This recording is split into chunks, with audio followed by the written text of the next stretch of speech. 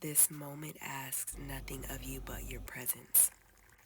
You don't need to be fixed or have it all figured out, because healing isn't always about doing. All it takes is a shift in awareness to bring forth true growth and transformation. Hey everyone, welcome back to Ethereal Collective. Today we are starting a new segment called Heal and Sip. My intentions for this video is to make this moment meaningful. My intention for this day and for this video is to release pressure and the overthinking that limits me and my belief system. Today we are sipping on spearmint tea, one of my favorite teas, great for and most known for digestion, and it's also uplifting. So that's what we're sipping on. Do you like spearmint? How do you feel about it? Oh, definitely. I normally drink my tea with honey, but with mint teas, I just drink it straight. This is one of the ones you don't need to add anything to. The flavor is just so fresh.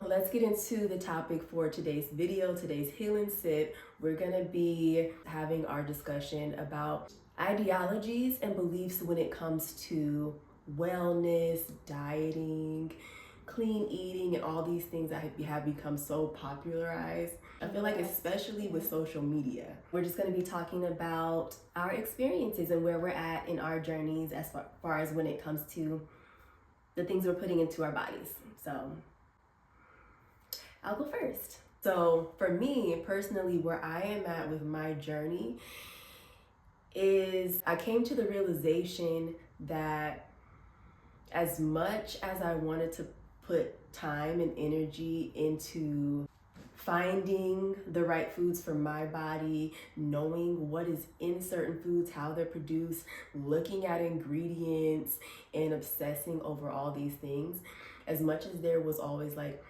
a good intention behind that, especially when I started to focus more on healing my body, I slowly noticed that things were going downhill. My health was literally declining. And I feel like that was something to start paying attention to, because it's like, okay, if I know I'm eating right, I know I'm doing all these things like by the book, supposedly, why am I still feeling this way? Or why do I feel like things are low-key getting worse? And I just started realizing and leaning more into finding that balance between like your spiritual and energetic well-being. Like, it's not all about just what we're eating, because no matter what, everything that is put out there as far as like things that are mass produced for us to consume that we have no control over. And not only that, there's not one single person that is created and designed the same to be able to say this is exactly what you should be eating to be well. There's like no set list. I would say the state that I'm in now, I'm focusing on the intention that I put into it, infusing it with love and making it as much as I can myself. Yeah. Like, when you really think about it, that's the only thing that we do have control over. Yeah, that is what to me puts my mind most at ease, is if I could make things from scratch. Like if there's just flour, the most basic ingredient, and salt and butter, like stuff like that, you can combine and make a whole bunch of different things. Eggs, depends on, like, I don't know, sometimes eggs make me feel different depending on what kind of eggs they are. And then I also have this thing where if they aren't raised well mentally, does that mean they're laying bad eggs, or eggs that have a whole bunch of negative energy in it? Like, stuff like that goes through my mind whenever I buy food.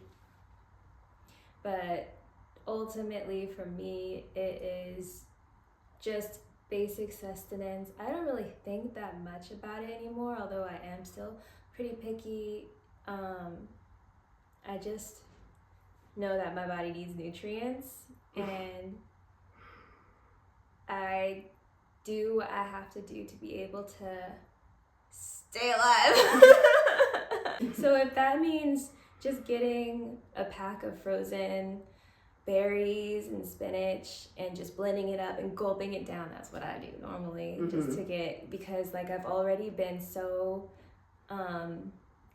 what is that, mentally affected by all these images and videos of people talking about all kinds of things. I just do whatever it is that keeps me from falling off the deep end, basically. But yeah, in today's society, it really takes a toll. When it starts affecting your mental health and you can feel yourself going down that road, that's when it's time to really ask yourself, am I still taking a balanced approach and a more holistic approach? So what do you do now after going through all those experiences, knowing what you know? Like when you prepare your meals, how do you prepare them in a way that feels like it can nourish you, mind, body, and soul? I start out each meal by preparing my mind and my energy to be more positive and just holding the energy of wellness. There is really something to the power of belief. Yes, there's really something to the fact that it's a known thing to pray over your food. I don't believe that has always just been religious thing, yeah. You know what I mean? Because we are so powerful. We hold so much power within us. And just simply saying some type of prayer or blessing over our food, that alone has the power to shift the energy of the things that we consume. It's like that. I can't remember. It was that scientific experiment with the water. Yes, exactly. That there was a specific experiment that is very well known. I'm thinking of the rice one, but also the ice one. Okay, yeah, and the one that got the energy and the hate vibes. You could see that it was like moldy or just like had all these crazy crystal patterns. Yeah.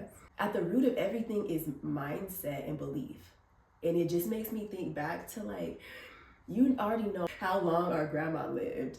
But she was like 97, 98 when she passed. Yeah, like she lived well up into her 90s.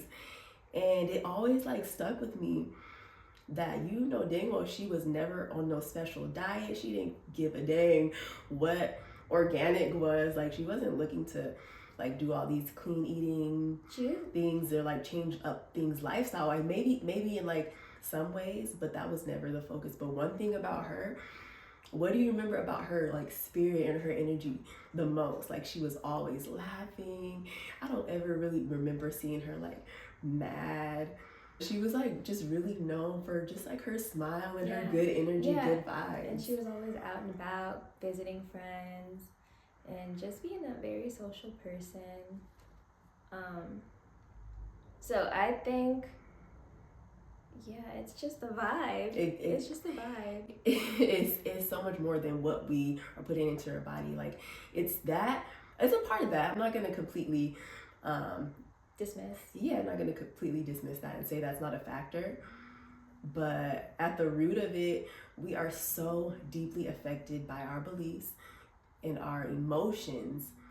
Like there is so much about our emotions that is not common knowledge, the way that it affects the body. And at the end of the day, what I've come to realize and what I believe is heal the mind and then the body will follow. There's so much things that we can heal mentally and internally. I should write it. It's like when you feel bad mentally, you're gonna look bad. Exactly. On the outside. When you're stressing out, what starts to come up physically? Acne, asthma. There are so many. Paleness, yellow eyes. I don't know. So that's where we're at. What have you guys experienced in this climate of obsessing over wellness and clean eating and clean living, all these trending diets? Where are you guys at in your journey? What things have you done to better yourself physically, and what other realizations have you had related to this topic? We'd love to know. We'd love to hear from you. But seriously, I know I would, because it is definitely something that I still struggle with, and by ignoring it is only going to make it worse. So I'm doing my best to come to a better understanding of how I could get out of this cycle of constant like vigilance and paranoia and other stuff like that. So cheers to our first Heal and Sip. Did we do any healing today? I think we did. Just talking is healing too, by the way. Agreed. Okay.